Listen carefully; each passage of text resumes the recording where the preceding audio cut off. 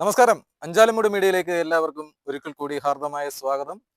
ഇന്ന് നമ്മുടെ വീഡിയോയിലേക്ക് പോകുന്നതിന് മുമ്പ് ഒരു ഗാനം കേട്ടിട്ട് വരാം. നിങ്ങൾക്ക് എല്ലാവർക്കും അറിയാവുന്ന, നിങ്ങൾ ഇഷ്ടപ്പെട്ട ഒരു കിടിലൻ ഗാനം. അതിനുശേഷം നമുക്ക് വിശേഷങ്ങളിലേക്ക് കടക്കാം. ഇടംപെടുക്കാനൊരു വമ്പനാന തൃക്കടവുരപ്പന്റെ കൊമ്പനാന തിടമ്പെടുക്കാനൊരു വമ്പനാന തൃക്കടവുരപ്പന്റെ കൊമ്പനാന കരിമുകിലൊളിയുള്ള കറുമ്പനാന കരിവീരൻ ശിവരാജു കരുത്തനാന. നമ്മൾ പറയാൻ പോകുന്നത് ഈ ഗാനത്തിന്റെ ഗാനരചയിതാവിനെ കുറിച്ചാണ്. അറിയേണ്ട അദ്ദേഹത്തിന്റെ വിശേഷത്തെ പറ്റി പോകാം. തൃക്കടവൂർ മഹാദേവന്റെ നിരവധി ആൽബങ്ങളിലൂടെ ശ്രദ്ധേയനായ ഗാനരചയിതാവ് കടവൂർ സ്വദേശിയായ കലാകാരൻ ശ്രീ രജീഷ് പാലവിള. തൻ്റെ തൂലികയിൽ നിന്നും അടർന്നു വീണ ഗാനങ്ങളൊക്കെയും ഹിറ്റാക്കി മാറ്റിയ അതുല്യ പ്രതിഭ. തൃക്കടവൂർ ശിവരാജുവിനെ പ്രകീർത്തിച്ചെഴുതിയ ഗാനം ഏറ്റുപാടാത്ത ആനപ്രേമികളില്ല.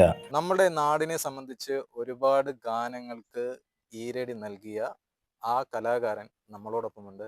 നമസ്കാരം. നമസ്കാരം. നമസ്കാരം. നമ്മുടെ അഞ്ചാലുമൂട് മീഡിയയിലേക്ക് ഹാർദമായ സ്വാഗതം. നമ്മള് പോകുന്നത് ഈ കേട്ട ഗാനം ഇല്ലേ, നമ്മുടെ അഞ്ചാലുമൂടിനെ സംബന്ധിച്ചു, തൃക്കടവൂർ ഈ പ്രദേശത്തെ സംബന്ധിച്ചും ഈ ഗാനം കേൾക്കാത്തതായിട്ട് ആരും തന്നെ ഇല്ല. സന്തോഷം. അതെ, സത്യമായ കാര്യമാണ്. അതെ. ഇനി നമുക്ക് ആ ഗാനത്തിലേക്ക് കടക്കാം.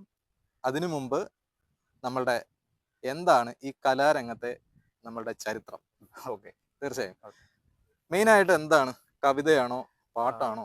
കവിതയാണ്, പാട്ടുമാണ്. രണ്ടുമാണ്. ഒരു 4ാം ക്ലാസ് മുതലേ കവിതയും പാട്ടും ഒക്കെ എഴുതാറുണ്ട്.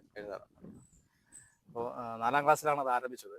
അത് നോട്ട്ബുക്കിന്റെ പിറകിലാണ് ആദ്യമായിട്ട് ഞാൻ ഒരു 4 വരി എഴുതി വെച്ച് തുടങ്ങുന്നത്. ഒന്ന് ചോദിച്ചോട്ടെ, എവിടെയായിരുന്നു സ്കൂളിൽ പഠിച്ചത്? കോട്ടവിള LP സ്കൂളിലായിരുന്നു. അതായത് നമ്മുടെ CKP ജംഗ്ഷനിലുള്ള സ്കൂളിലായിരുന്നു. അപ്പൊ അവിടെ ഭാർഗവൻ പിള്ള എന്ന് പറഞ്ഞ സാറേ എനിക്ക് ഒരിക്കലും മറക്കാൻ കഴിയാത്ത എൻ്റെ അധ്യാപകനാണ്. അദ്ദേഹമാണ് എക്കാലത്തും എനിക്ക് പ്രചോദനമായിട്ടുള്ള ഒരു അധ്യാപകൻ. ഞാനന്ന് ഇംഗ്ലീഷ് നോട്ട്ബുക്കിന്റെ പിറകിൽ എഴുതിയ പാട്ട് അദ്ദേഹത്തെയാണ് ആദ്യം കാണിക്കുന്നതും. ഒരുപാട് എഴുതണമെന്നുള്ള പ്രോത്സാഹനം എനിക്ക് അദ്ദേഹമാണ്. ഈ അടുത്ത സമയത്ത് തന്നെ അദ്ദേഹം നമ്മുടെ CKP സ്കൂളിൽ ആദ്യമായിട്ടൊരു വലിയ മാഗസിൻ പ്രസിദ്ധീകരിച്ച സമയത്ത് ഞാനൊരു കവിത എഴുതി കൊടുക്കാൻ പറഞ്ഞപ്പോൾ ഞാൻ ആദ്യം എഴുതി കൊടുത്ത പാട്ട് എൻ്റെ ഭാർഗവമുള്ള സാറിന്റെ ഒരു ഓർമ്മക്കുറിപ്പ് എന്ന രീതിയിലാണ്. ആ കവിത പോലും അദ്ദേഹത്തെ ഡെഡിക്കേറ്റ് ചെയ്തത്. ആ സ്കൂളും അവിടുത്തെ ഓർമ്മകളും ഒപ്പം ഭാർഗവമുള്ള സാറിന് ഞാനത് സമർപ്പിക്കുന്ന രീതിയിലാണ് അത് എഴുതി കൊടുത്തത്. അതിനുശേഷമുള്ള അടുത്ത സ്റ്റെപ്പ് എന്തായിരുന്നു? സ്കൂൾ കാലം പിന്നീട് ഞാൻ സെന്റ് അലോഷ്യസിലേക്ക് പോകുന്നു. സെന്റ് അലോഷ്യസിലാണ് ഞാൻ പിന്നീട് പഠിച്ചത്. ആ പഠനകാലം സെന്റ് അലോഷ്യസ് സ്കൂളിലെ ജീവിതവും എനിക്ക് കലാപരമായ കാര്യങ്ങൾ, ഇപ്പം പ്രസംഗ മത്സരം, പദ്യപാരായണ, കവിതാ രചന, അങ്ങനെയുള്ള കാര്യങ്ങളൊക്കെ ഒരുപാട് പ്രോത്സാഹനം തന്ന അധ്യാപകരും സുഹൃത്തുക്കളും ഒക്കെയാണ്. അങ്ങനെ കലാജീവിതം വിദ്യാഭ്യാസ ജീവിതത്തോടൊപ്പം കൊണ്ടുപോകാൻ എല്ലായിടത്തും കഴിഞ്ഞിട്ടുണ്ട്. ഇപ്പൊ ഇതിന്റെ ഈ യാത്രയിൽ ഇടയ്ക്ക് വെച്ച് ഈ കവിത ഇപ്പൊ പറഞ്ഞ സ്കൂൾ ബേസിലായിരുന്നല്ലോ, അതിൽ നിന്നും ചാടി വേറൊരു മേഖലയിലോട്ട് പോയത് എപ്പോഴായിരുന്നു?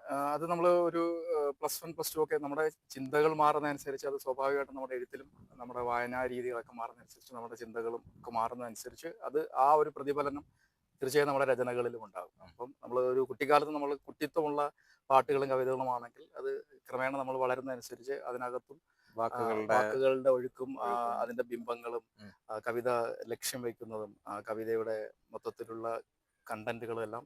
കവിതകളൊക്കെ ഒരുപാട് ഇഷ്ടപ്പെടുന്ന ആളായതുകൊണ്ട് ഏതെങ്കിലും ഒരു കവി, എന്തെങ്കിലും ഒരു എന്റെ ഏറ്റവും പ്രിയപ്പെട്ട കവി ചങ്ങമ്പുഴ കൃഷ്ണപിള്ളയാണ്. പൊതുവെ ഈ പദഘടനയൊക്കെ ഇഷ്ടപ്പെടുന്ന ഒരാളായതുകൊണ്ടും ഈ പഴയ സ്റ്റൈലിൽ ഈ വൃത്ത നിബദ്ധമായ കവിതകൾ എഴുതാൻ ആഗ്രഹിക്കുന്ന ഒരാളാണ്. അതിൽ എനിക്ക് ഏറ്റവും ഇഷ്ടപ്പെട്ട കവികളാണ് ചങ്ങമ്പുഴയാണ് എന്റെ ഫേവറേറ്റ് കവി. പിന്നീട് കുമാരനാശനും വൈലോപ്പിള്ളിയൊക്കെയാണ് എല്ലാവരും. ഇപ്പൊ ഈ കവിതകളൊക്കെ ഇഷ്ടപ്പെടാൻ എന്തെങ്കിലും പ്രചോദനമായിട്ട് ഏതെങ്കിലും സ്ഥാപനങ്ങൾ പുറകിലുണ്ടാവും? എന്റെ അച്ഛൻ തന്നെയാണ് എന്റെ ഏറ്റവും പ്രധാനപ്പെട്ട പ്രചോദനം. കാരണം അച്ഛൻ കുട്ടിക്കാലം പോലെ അച്ഛൻ എഴുതുന്ന ഒരാളായിരുന്നു. അച്ഛൻ നാടകങ്ങളും കവിതകളും പാട്ടുകളും ഒക്കെ എഴുതും. അപ്പൊ അച്ഛന്റെ ഒരു പ്രചോദനം. പിന്നെ പ്രധാനമായിട്ട് എന്റെ ഗ്രന്ഥശാല, ഞങ്ങളുടെ നാട്ടിൻപുറത്തുള്ള തൃക്കടവൂർ സാഹിത്യ സമാജം ഗ്രന്ഥശാല, ഞാൻ അവിടുത്തെ ഒരു സ്കൂൾ കാലം മുതൽ അതിന്റെ സജീവ പ്രവർത്തകനായിരുന്നു. ഗ്രന്ഥശാല സെക്രട്ടറി ആയിട്ടും അവിടുത്തെ പ്രവർത്തകനായിട്ടൊക്കെ ഇരുന്നിട്ടുണ്ട്. അപ്പൊ ഗ്രന്ഥശാലയുടെ ഒരു പ്രവർത്തന രീതികളാണ് ഒരുപാട് കാര്യങ്ങൾ നമുക്ക് പഠിക്കാനൊപ്പം ശരിക്കും നമ്മുടെ സമൂഹവുമായിട്ട് ഇടപഴകാനുള്ള ഒരു മാധ്യമം കൂടിയായിരുന്നു എനിക്ക് ഗ്രന്ഥശാല. അവിടുത്തെ പരിപാടികളെ ആസൂത്രണം ചെയ്യുന്നതും അതിന്റെ പിരിവിന് പോകുക, അപ്പോൾ അതൊക്കെയായിരുന്നു ഗ്രാമസംഘം സമ്പർക്കവും ആളുകളും ഒക്കെ ആയിട്ട് ഇടപെടാനുള്ള അവസരം എന്ന് പറയുന്നത് ഗ്രന്ഥശാലയായിരുന്നു. ഒപ്പം ഒരുപാട് പുസ്തകങ്ങൾ നമ്മുടെ മുന്നിൽ വായിക്കാൻ ഒരുക്കി തന്ന ഉം. ഒരു പുസ്തക ലോകം. നമ്മുടെ ഒരു സർവകലാശാല തന്നെയാണ് ഒരു ഗ്രന്ഥശാല എന്ന് പറയുന്നത്. ഏതൊരു നാടിന്റെയും അതെ. പ്രധാനപ്പെട്ട ഒരു സംഭവമാണ് ഒരു ഗ്രന്ഥശാല. ഇന്നത്തെ ഒരു കാലഘട്ടത്തില് എല്ലാവരും ഇല്ലേ മറന്നു പോകുന്ന ഒരു മറന്നു സാധനം കൂടിയാണ് ഉം. വായന എന്ന് പറയുന്നത്. ഇന്നത്തെ കാലത്ത് വായന പൂർണ്ണമായിട്ട് മാറി. വായനയ്ക്ക് പല രീതിയിൽ മാറ്റം ഉണ്ടെങ്കിലും ഡിജിറ്റലൈസ്ഡ് ആയിട്ട് ഒരുപാട് ആളുകൾ ഇപ്പോഴും വായിക്കപ്പെടുന്നു. വായിക്കുന്നുണ്ട്. പക്ഷെ എനിക്ക് തോന്നുന്നു പൊതുവേ ഇപ്പം ഈ ജോലി കിട്ടാൻ വേണ്ടിയിട്ടൊക്കെ ഉള്ള രീതിയിൽ വായനകൾ ഇപ്പം PSCക്ക് പഠിക്കുക അല്ലെങ്കിൽ ബാങ്ക് കോച്ചിങ്ങിന് പഠിക്കുക, അപ്പൊ അങ്ങനെ മാത്രം വായന ഒരു ഒരു പ്രത്യേക ലക്ഷ്യത്തിന് വേണ്ടിയിട്ട് വായന കേന്ദ്രീകരിക്കപ്പെടുന്നുണ്ട്. പക്ഷെ അപ്പോഴും വായന ഉണ്ട്. നമ്മുടെ കുട്ടികളെയൊക്കെ കൂടുതൽ വായനയിൽ കൊണ്ടുവരാൻ നമുക്ക് കഴിയണം.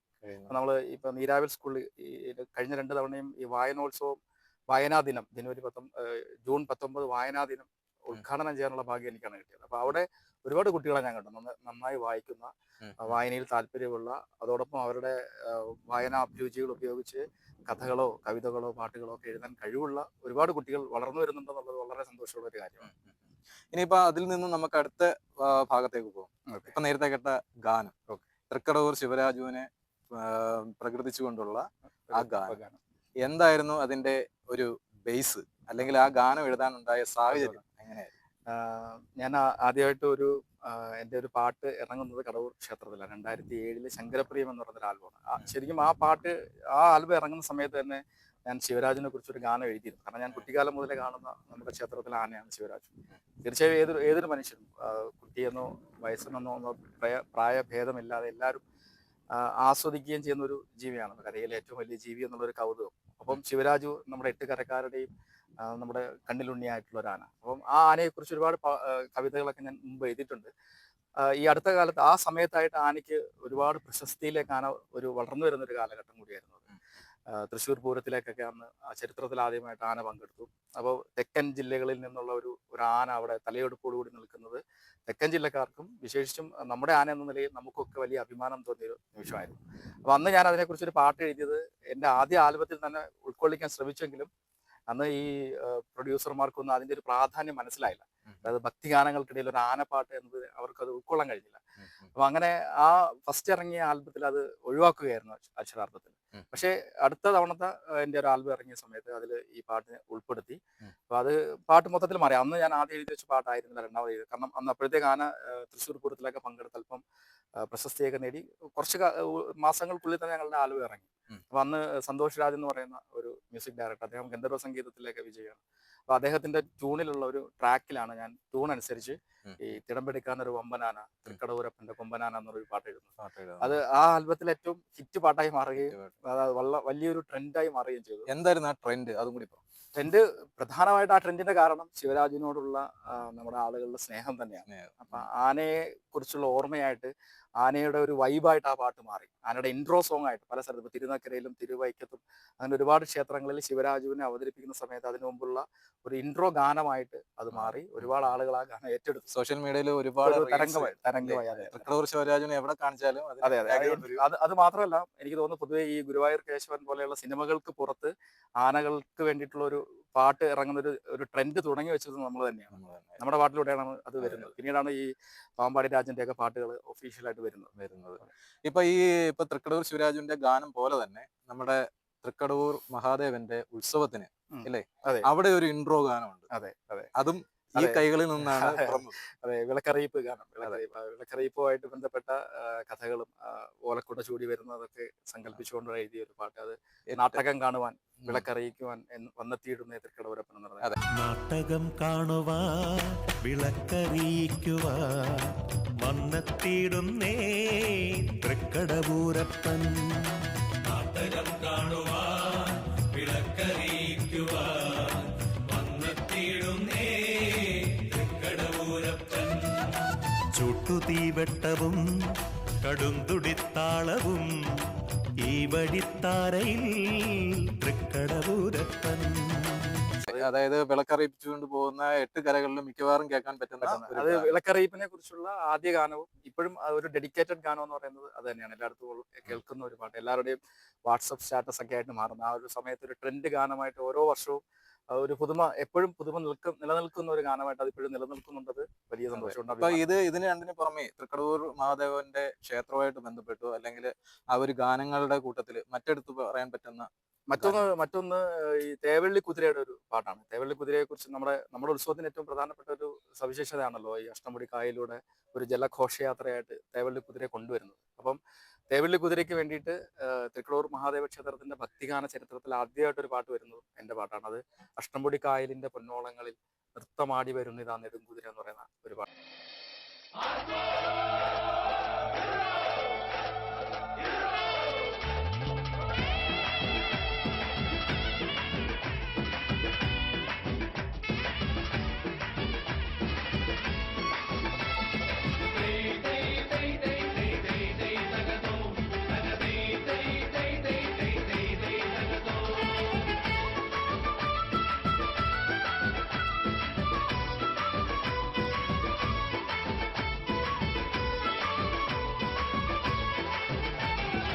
അഷ്ടമുടിക്കായലിന്റെ പൊന്നോളങ്ങളിൽ നൃത്തമാടി വരുന്നിതാ നെടുംകുതിര.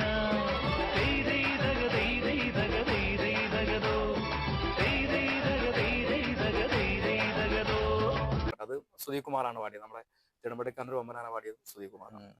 ഇപ്പൊ ഈ പറഞ്ഞ ഗാനങ്ങൾക്ക് ശേഷം അടുത്ത ഒരു മേഖല എല്ലാവരുടെയും ഒരു ആഗ്രഹമായിരിക്കും ഒരു സിനിമയിൽ ഒരു ഗാനം. അതെ അതെ, ആ ഒരു സ്റ്റെപ്പിലേക്ക് എത്തിയോ? അതങ്ങനെ കടക്കാനുള്ള ഭാഗ്യം ഉണ്ടായി. ഞാനിപ്പോ ഏറ്റവും അവസാനം എഴുതിയത് വിഷ്ണു വിശാൽ നായകനായ FIR എന്ന് പറയുന്ന സിനിമയുടെ മലയാളം വേർഷനിലേക്കുള്ള 2 പാട്ടുകൾ. തമിഴ് സിനിമയായിരുന്നു. തമിഴ് സിനിമയായിരുന്നു. അതിന്റെ മലയാളത്തിലേക്കുള്ള അതൊരു ട്രാൻസ്ലേഷൻ എന്ന രീതിയിലല്ല, ആ പാട്ടുകളുടെ ട്രാക്കിനനുസരിച്ച് അതിന്റെ സിറ്റുവേഷൻ അനുസരിച്ചുള്ള സ്വതന്ത്ര മലയാള ഗാനങ്ങളായിട്ടാണ് അത് വന്നത്. അപ്പൊ അത് ഈ കോവിഡ് സമയത്ത് ഇറങ്ങിയ ഒരു സിനിമ ആയതുകൊണ്ട് നമ്മുടെ തിയേറ്ററുകളൊന്നും വേണ്ടത്ര വന്നില്ല. പക്ഷെ യൂട്യൂബിലൊക്കെ ഇപ്പോഴും ആ പാട്ടുണ്ട് വിഷ്ണു വിശാലാണ്. ഈ രാക്ഷസൻ എന്ന് പറയുന്ന സിനിമയോടുകൂടി തെന്നിന്ത്യയില് പ്രത്യേകിച്ച് കേരളത്തിലൊക്കെ വളരെ പ്രശസ്തനായ ഒരു നടനാണ് വിഷ്ണു വിശാൽ. അദ്ദേഹത്തിന്റെ ഒരു 2ാമത്തെ സിനിമയാണ് ഈ FIR എന്ന് പറയുന്നത്. FIR എന്ന് വെച്ചാൽ അപ്പൊ അതില് 2 പാട്ട് എഴുതിയിട്ടുണ്ട്. അതിനു മുമ്പ് അവൾ വന്നതിന് ശേഷം എന്ന് പറയുന്ന ഒരു കൊച്ചു സിനിമ, നമ്മുടെ പുനലൂർ സ്വദേശികളായിട്ടുള്ള കുറച്ച് ചെറുപ്പക്കാർ ചേർന്ന് ഇറക്കിയ ഒരു സിനിമയിൽ ഒരു പാട്ട്, അതാണ് എന്റെ സിനിമയിലെ ആദ്യത്തെ ഒരു പാട്ടെന്ന് പറയുന്നത്. പിന്നെ എടുത്തു പറയേണ്ട 2 പാട്ടുകൾ എന്ന് പറയുന്നത് നമ്മുടെ കേരള സർക്കാരിന്റെ ഇതുമായിട്ട് ബന്ധപ്പെട്ട 2 ഗാനങ്ങളാണ്. അതിലൊന്ന് ലോക കേരള സഭയുടെ അമേരിക്കൻ പരിപാടിയിൽ ന്യൂയോർക്കിലെ ടൈംസ് സ്ക്വയറിൽ പ്രകാശനം ചെയ്ത ആദ്യ ഗാനം അത് എന്റെ പാട്ടാണ്. അതിൽ അഭിമാനമുണ്ട്. അത് നമ്മുടെ മുഖ്യമന്ത്രിയൊക്കെ പങ്കെടുത്ത ആ ചടങ്ങിൽ ഇട്ട പാട്ട് ഞാൻ എഴുതിയ പാട്ടാണ്. അതുകൂടാതെ ഇപ്പം നമ്മുടെ സർക്കാരിന്റെ തന്നെ 4ാം വാർഷികത്തോടനുബന്ധിച്ചുള്ള ഈ പ്രൊമോ സോങ് ആയിട്ട് ഇറങ്ങിയ പാട്ടും എഴുതാനുള്ള ഭാഗ്യം എനിക്കുണ്ടായി. അതുപോലെ തിരഞ്ഞെടുപ്പ് ഗാനങ്ങൾ പറയുകയാണെങ്കിൽ കൊടിക്കുന്നിൽ സുരേഷിന്റെ 2014-ന്റെയും 2000 കഴിഞ്ഞ ഏറ്റവും അവസാനം കഴിഞ്ഞ 2024-ലെയും തെരഞ്ഞെടുപ്പ് ഗാനങ്ങൾ എഴുതിയത് ഞാനാണ്. അതും വളരെയധികം ഹിറ്റ് പാട്ടുകളാണ്. സാധാരണ നമ്മൾ ഈ തെരഞ്ഞെടുപ്പ് ഗാനങ്ങൾ എന്ന് പറയുമ്പോൾ എല്ലാവരും വിചാരിക്കുക ഈ സിനിമാ പാട്ടിന്റെ ട്രാക്കിനനുസരിച്ച് എഴുതുന്ന പാരഡി പോലെയുള്ള പാട്ടുകൾ അല്ലെങ്കിൽ സിനിമാ ഗാനങ്ങളുടെ ട്രാക്കിനനുസരിച്ച് എഴുതും. പക്ഷെ ഇതിൽ നിന്ന് വ്യത്യസ്തമായിട്ട് നമ്മൾ പാട്ടുകൾ എഴുതി കമ്പോസ് ചെയ്ത് അവതരിപ്പിക്കുന്ന ഒരു രീതിയായിരുന്നു. അതിലൊരു പാട്ട് കൊടിക്കുന്നിൽ സുരേഷിന് എന്നെ വളരെ പ്രിയങ്കരമായി തിരികെ അദ്ദേഹം ആ പാട്ടൊക്കെ ഇട്ടിട്ട് അദ്ദേഹത്തിന്റെ വാഹനത്തിന്റെ മുകളിൽ കയറി ഡാൻസ് ചെയ്തതൊക്കെ വലിയ വാർത്തയായിരുന്നു. മലയാള മനോരമയിലൊക്കെ അതിന്റെ കവറേജ് ഒക്കെ വന്നിട്ടുണ്ട്. ശരി. ഇനി അതേപോലെ ഇപ്പം ഈ പറഞ്ഞ കൂട്ടത്തില് നമുക്കിപ്പം ഏതൊരു കലാകാരനും അനുമോദനങ്ങൾ ഒരുപാട് കിട്ടാറുണ്ട് ഇല്ലേ? അങ്ങനെ കിട്ടിയ അനുമോദനങ്ങളുടെ ഒരു ലിസ്റ്റ് എടുക്കുകയാണെന്നുണ്ടെങ്കിൽ ഏതൊക്കെയായിരിക്കും എടുത്തു പറയാൻ പറ്റുന്ന? ഒന്ന് നമ്മള് കൊല്ലം ജില്ലയെ പ്രതിനിധീകരിച്ച് നമ്മുടെ കേരള സ്റ്റേറ്റ് ലൈബ്രറി കൗൺസിലിന്റെ ഒരു സംസ്ഥാന നാടക മത്സരം വന്ന സമയത്ത് അതിൽ കൊല്ലം ജില്ലയെ പ്രതിനിധീകരിച്ച് പങ്കെടുത്ത നാടകത്തിലേക്ക് കെട്ടി പാട്ട് എഴുതിയ ഞാനായിരുന്നു. അപ്പോൾ ആ പാട്ടിന് സംസ്ഥാന തലത്തിൽ ഈ നാടകത്തിന് സംസ്ഥാന തലത്തിൽ 2ാം സ്ഥാനം കിട്ടുകയും അതിലെ പാട്ട് എഴുതിയ ആളെന്ന നിലയിൽ കേരള സ്റ്റേറ്റ് ലൈബ്രറി കൗൺസിലിന്റെ ഒരു ഉപഹാരം കിട്ടിയിട്ടുണ്ട്. പിന്നെ നമ്മുടെ പ്രദേശത്തെ ഒരുപാട് സംഘടനകളിൽ നിന്നുമൊക്കെയുള്ള സ്നേഹവും പ്രോത്സാഹനവും.